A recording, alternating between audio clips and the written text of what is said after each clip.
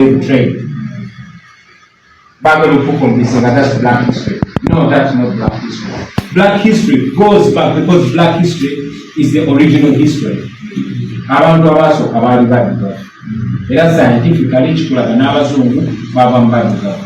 So ng'ovudde ku bazungu nti history w'abaddugavu yatandika na slave trade, kitegeeza ne history w'e Uganda olunaku lwa leero before Museveni baali batulaga nti ebyafaayo byaffe byatandika n'abavuzi b'amatwale. That is not the fact. Redzone TV kwoli webale kubanga okyagoberera yonna gy'osinzira okubanga gy'otulabira kyokola kya mutawaana nnyo ggwe akyatambula naffe ku mukutu ogwa Redzone TV. His Excellency Robert Kyagulanyi Ssentamu olunaku olwajjo yasiibye asomesa ku bantu abannayuganda ab'enjawulo ku nsonga ez'enjawulo naddala ezikwata ku ggwanga erya Uganda naddala mu nsonda ez'ebyobufuzi. His Excellency Robert Kyagulanyi Ssentamu oluvannyuma lw'okuba nti yaggulawo essomero lye baayita NUP School of Leadership.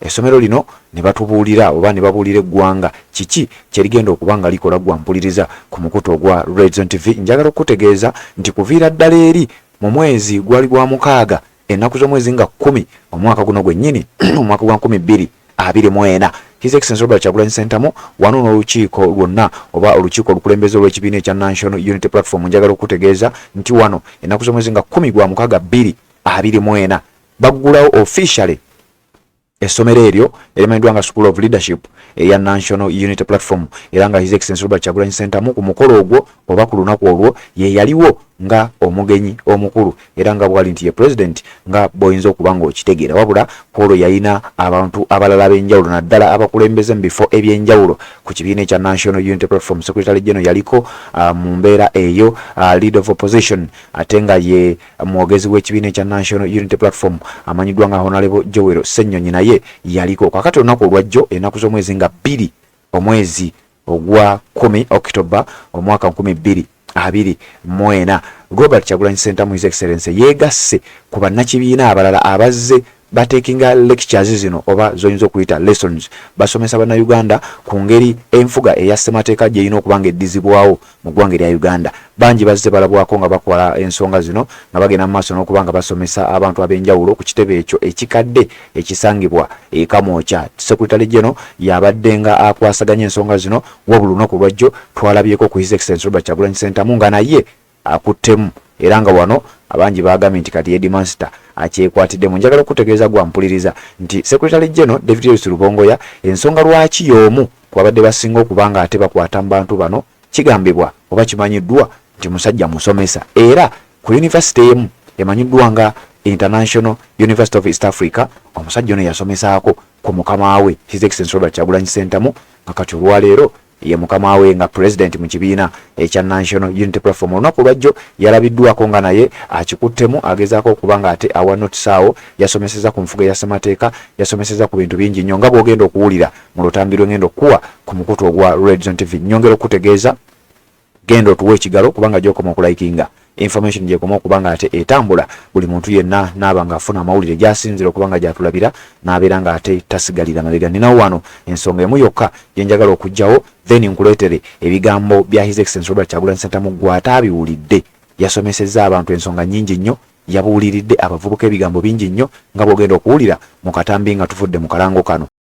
Assalamu alaikum wa rahmatullahi wa barakatuh. Amanya n'eddoboozi Haji Abdu omusomi w'eddua. Nkola ku nsonga ez'enjawulo emirimu nga gikutataganyeko ebyenfuna byo nga bidobonkanye ne oba oli bweru wa ggwanga emirimu gya kutankalanako dangu kusomere ku ddua okubeda nedda eddua zaabaawo eddua zisomibwa omuntu n'oterezebwa mu mbeera yonna ebadde ekwesibyeko akanyaga. Nina ekyoto kye nsobola okukumira wadde oli bweru wa ggwanga nga toli kumpi wano n'ofuna omukisa ogwo nawe n'osomerwako ku ddua nga nkuteddeko n'akabaani Allah ajja kukusaasira ajja kwanukula. Kuba ku namba yange y'essimu 0752 44 71 56 ne ku WhatsApp kwendi mpereza obubaka sobole okukuyamba. Assalamu alaikum wa rahmatullahi wa barakatuh. Ssemateeka kiki? Ssemateeka ky'ekitabo baakatabo omukyamulizi ensonga amateeka ssemateeka njawulo ki wakati wa ssemateeka n'amateeka?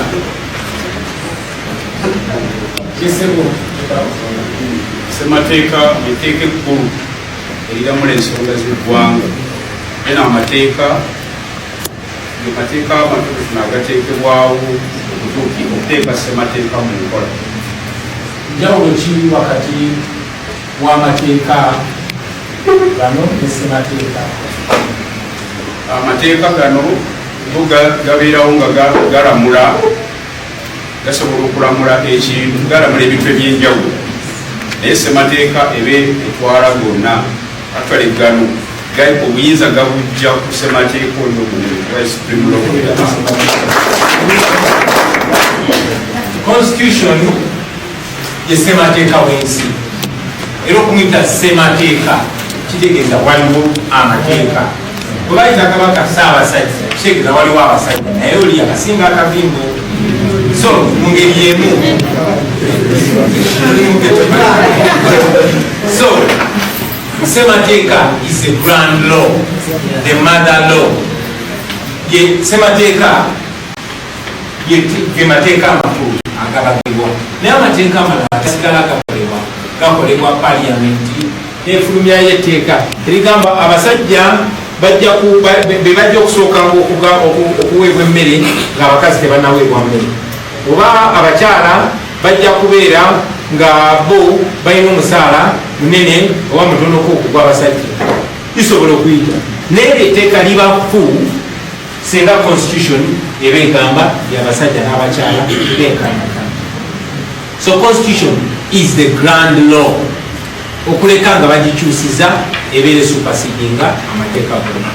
Yensonga lwaki bw'osoma constitution eyo yenjagala ennyo musome. Waliwo ensonga lwaki abatufuga tebagala constitution gikyusa gissa mu nnimi ezinenansi, kuba bwe understandinga constitution eyo ekuwa amaanyi mangi nnyo. Nze ekyasinga okumpa amaanyi n'okwetuma musajja oyo esoma constitution ngamba ngeempa amaanyi mangi. So constitution eyo ewa banansi amaanyi mangi. As a matter of fact, constitution eyo ne ssaawa zino bali mu kuginenya mu Uganda, kubanga constitution yennyini eragira. Constitution tewa magezi, bagamba the constitution commands, kuba constitution eragira. Constitution eno eragira nti balina ogikyusa mu nnimi zonna, tebiba birungi eri abawawafuga. Ensonga lwaki ne political education bamugyawo. So that's about our constitution. Activism. Somebody tell me what activism is. Yes, ma'am. Okulaga obutali bumativu ng'otuusa eddoboozi eri abo ekikwatako mu ngeri ez'enjawulo. Bayinza kukozesa crusade okuŋŋaanira wamu okubaako eddoboozi lye muteekayo. Bayinza okukozesa boycott ne musalawo okwegaana ekintu ekimu obutakikozesa oba obutagenda mu maduuka g'abantu abamu, oba oyinza okukozesa ne foosi yennyini ne musalawo okukozesa amaanyi okugyawo ekyo kyemutayagala n'ebirala. Activism kuwakanya okubaako kyokakaalukanira oba kyoyayanira mu lwatu, kwe kuvaayo okuyimirirawo. Mu njogera ennyangu bandigiise okuyiwawo omubiri, naye ogwakazibu kaki. So activism basically is standing out, standing up for something or against something, but standing up. Activism kwekwesobolayo. You can be a political activist, oyinza okuba activism yakwesimbawo oba si kwesimbawo. Of course what we understand most and what we define as activism okutali backed up by any personal interest but common interest. That is largely activism. Women and youth inclusion, I think we spoke about it. Finally, Museveni and Musevenism as a system. Chicho otegera lwakugamba Museveni and Musevenism.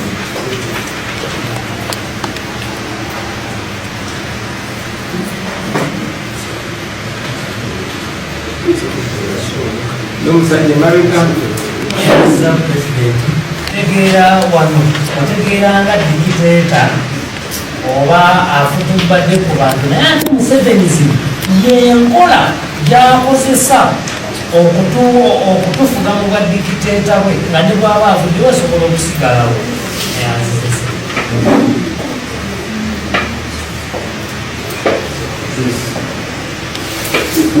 okumanya nti n'omuntu atandise nga mulungi asobola okufuuka omubi nammwe abali wano musobola okufuuka ababi fena tusobola okufuuka ababi bwe tuba titwerimanyirize constant.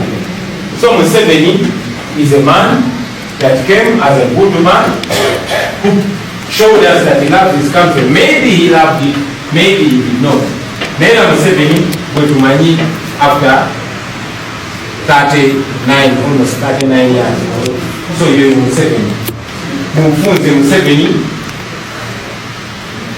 ye muntu eyatyanga mulungi n'afuuka dictator paka. Musevenism kyeki? Musevenism ye system Museveni gyakuyetinze ekutte empisa ze n'obulombolombo bwe n'enkola ye okugifuula permanent paka nga tukistopinze. Musevenism yeki? Musevenism kitegeeza bulimba, kitegeeza bulimba kubanga for now tumanyi nti oba ensi eziri out there zimanyi nti tulina democracy etaliwo era bamubuuzaga naye twalina okulonda era waliwo okulonda. Musevenism ye system ekulaga nti waliwo multi-party system etaliwo mu bufunze waliwo kyebayita hybrid era nga abawaliwo elements obutono oba democracy n'abangeku small wings oba democracy namanya okay mukulembeze wawe simusibe ali awo takkiriziganya nange naye ekiseera batewali kimutuuseeko nebimutuukako bimutuukirako eno wansi naye bali abalala bonna mumawandiika okiteekawo okulonda naye kufuula etu kwa bulimba ngoba oteekawo making sure amagege ga controlling, making sure police gogironda, making sure akakiko byokulonda gokalonda. Musevenism ye system ekozesa corruption nga currency yaka kakati tuliwana yanikaniza oligaza alabira nainde jamu yeko amaking sure abako musango gwakola obali enguzi nemanya ati abilidde nebambaliko bulungi nemuyita negimulagako nensirika. That's the Musevenism. That is what we must fight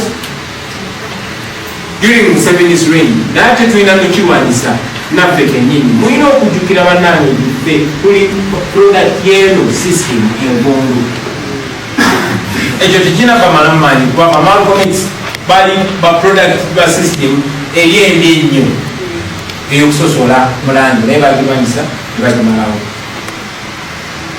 Nelson Mandela yali product ya apartheid kuba yazaalibwa mu apartheid.